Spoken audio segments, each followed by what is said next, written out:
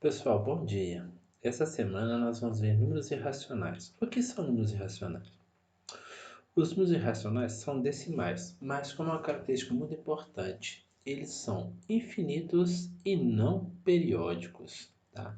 Então, toda vez que você vê um número decimal que é infinito e não periódico, esse é um número irracional.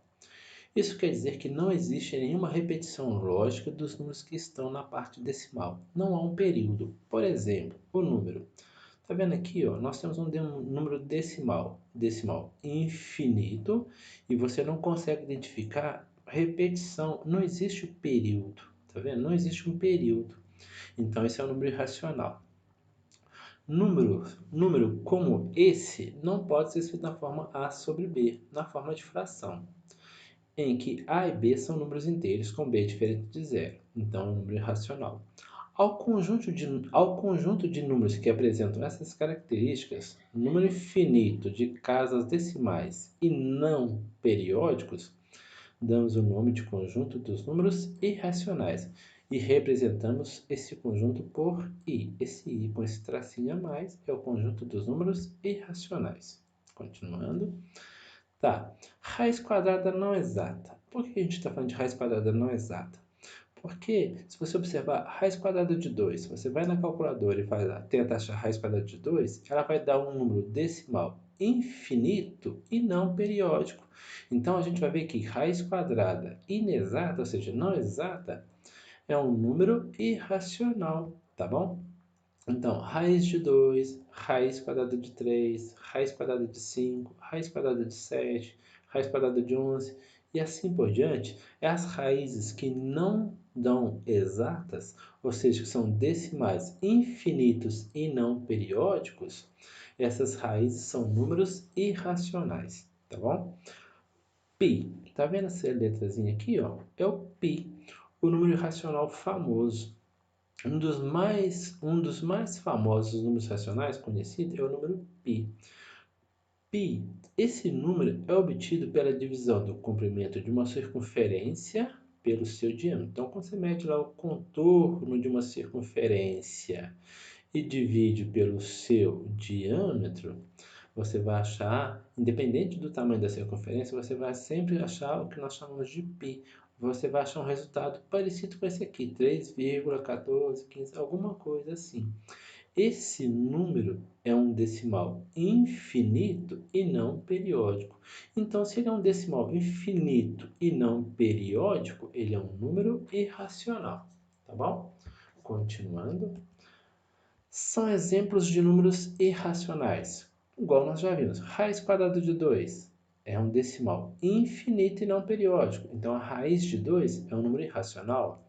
O número π é um decimal infinito e não periódico. Então, π é um número irracional. 1,70, 700, 7007 é decimal infinito. Ele é periódico? Tem período? Não, não tem período. Então, se ele é um decimal infinito e não periódico, ele é um número irracional. Continuando. Logo depois dos números irracionais que nós acabamos de ver, agora nós vamos começar com os números reais. O que são os números reais? Quando reunindo-se em um mesmo conjunto todos os números racionais e todos os números irracionais, formamos o conjunto dos números reais. Números racionais. Números racionais é o conjunto Q, conjunto dos números que podem ser escritos na forma de fração. E os irracionais? É os decimais infinitos e não periódicos, aqueles que não podem ser escritos na forma de fração. Então, esses dois conjuntos, quando você junta eles, você forma o conjunto dos números reais, representado por esse R aqui. Tá vendo? Aqui a gente tem vários números que pertencem ao conjunto R, que é dos números reais. Aqui você tem números racionais e você tem números irracionais. Racionais são os que você consegue escrever na forma de fração. Por exemplo, 2 pertence a R. Vamos chamar atenção aqui para um símbolozinho que às vezes alguns não conhecem. Tá vendo essa aqui? Parece uma letra E. Ele não pode ser dessa forma aqui não. tá? Ele tem que ser feito dessa forma, igual está aqui. Esse é o símbolo de pertence. Então, aqui a gente está dizendo que 2 pertence a R, menos 5 pertence a R, que é o conjunto dos números reais. Números reais são os racionais e os irracionais. Os que podem ser escritos na forma de fração e os que não podem ser escritos na forma de fração, tá bom? Aí aqui, 2, posso escrever como sendo 2 sobre 1, menos 5 sobre 1. Aqui eu já tenho uma fração. Esses aqui são racionais que pertencem a R. Aqui, ó, é um decimal, né? Ele não é uma dízima, ele é um decimal infinito e não periódico. Então, ele é um irracional. Irracional pertence a R? Pertence. A fração menos um sexto pertence a R. O π, que é irracional, pertence a R. Decimal finito, tá vendo? Esse aqui, você consegue escrever ele na forma de fração. Então, ele é um racional, pertence a R. Raiz de 3 é irracional, pertence a R.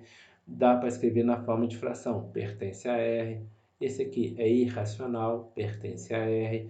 Dízima periódica você consegue escrevê-la na forma de fração. Se você consegue escrever na forma de fração, ele é um número racional. Se ele é um número racional, ele pertence a R, outra dízima periódica, tá bom? Continuando. Os conjuntos numéricos.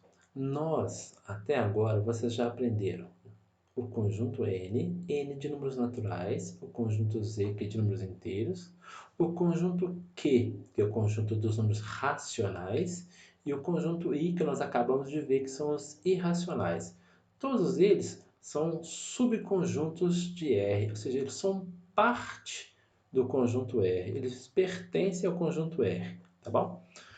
Tá, aqui ó, os números naturais. É o que vocês aprenderam lá no 6º ano. São os números que a gente usa para contar coisas. Então, ele vai 0, 1, 2, 3, 4, 5, 6, até o infinito. Tá? Números naturais. O conjunto Z é o conjunto dos números inteiros. Vai ser os negativos, o zero e os positivos. É interessante a gente perceber que, observe que os naturais, 0, 1, 2, 3, vai até o infinito. Ele está aqui, ó, 0, 1, 2, 3 também vai até o infinito. Então, nós percebemos que o conjunto N está dentro do conjunto Z, N está dentro de Z e Z está dentro do conjunto Q. Por quê? Conjunto Q é o conjunto dos números que pode ser escrito na forma de fração. Esses aqui, ó, qualquer um deles você pode se escrever na forma de fração. Todo número inteiro, tá vendo? Um número inteiro que não tem denominador, o denominador dele vai ser 1, menos 3 sobre 1, menos 2 sobre 1 e assim por diante. Então, esses números pertencem ao conjunto Q, podem ser escritos na forma de fração. E o conjunto I, que é os decimais infinitos e não periódicos, não podem ser escritos na forma de fração. Então, quando você junta o conjunto Q com o conjunto I, você forma o conjunto dos números reais. Observe aqui no diagrama, como eu mostrei, N está dentro de Z, que está dentro de Q, tá vendo? N está dentro de Z, que está dentro do conjunto Q. Do lado esquerdo aqui, ó, nós temos o conjunto Q, que é o dos números racionais, e do lado direito nós temos o conjunto aqui, ó, I, que é dos números irracionais. Quando você junta esses dois conjuntos, nós formamos o conjunto R, de números reais. Subconjuntos de R. Nós temos aqui R com um asterisco, R mais, R asterisco mais, R menos, R asterisco menos. R asterisco, conjunto dos números reais não nulos, diferentes de zero, tiro zero. R mais, conjunto dos números reais não negativos, números reais maiores ou iguais a zero. Quando falou não negativos, que tirou os números negativos, o que sobrou? Os maiores, no caso, os números positivos, né? E o zero. Aí, R mais asterisco, conjunto dos números reais positivos. Aí ficou só os positivos, tá vendo? Maiores que zero. R menos, conjunto dos números reais não positivos. Como ele é não positivo, é os números reais menores ou iguais a zero.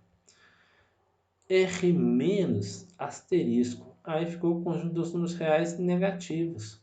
São só os números menores que zero, tá bom? Prestar atenção aqui, ó.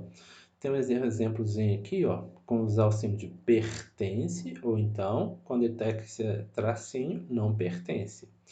Aí você pensa, menos 4, número negativo, pertence aos naturais? Claro que não. O número menos 4 pertence aos números inteiros? Sim, pertence.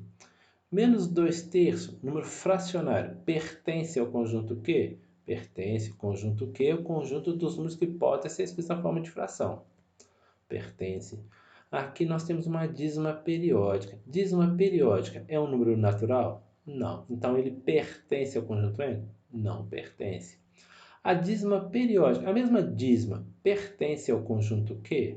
Aí você vai pensar, eu consigo escrever essa dízima na forma de fração? Consigo, então ele pertence aqui. A dízima periódica pertence ao conjunto I? Aí você vai pensar, o que é o conjunto I? É o conjunto dos números decimais infinitos e não periódicos. Esse aqui é uma dízima periódica, então não pertence. Raiz quadrada de 5, ela pertence ao I? Aí você vai pensar, raiz quadrada de 5, ela é um decimal infinito e não periódico? Sim, não pertence. O π pertence ao I? Ele é um decimal infinito e não periódico? Sim, então pertence. 2,5 pertence a quê? 2,5 dá para escrever na forma de fração? Dá, então pertence a quê? E por último, 0 pertence a N? Pertence, tá bom? Aí, gente, espero que vocês tenham entendido, tá? Aí vocês agora vão resolver os exercícios que já foram enviados, tá bom? Bons estudos, até a próxima, tá bom?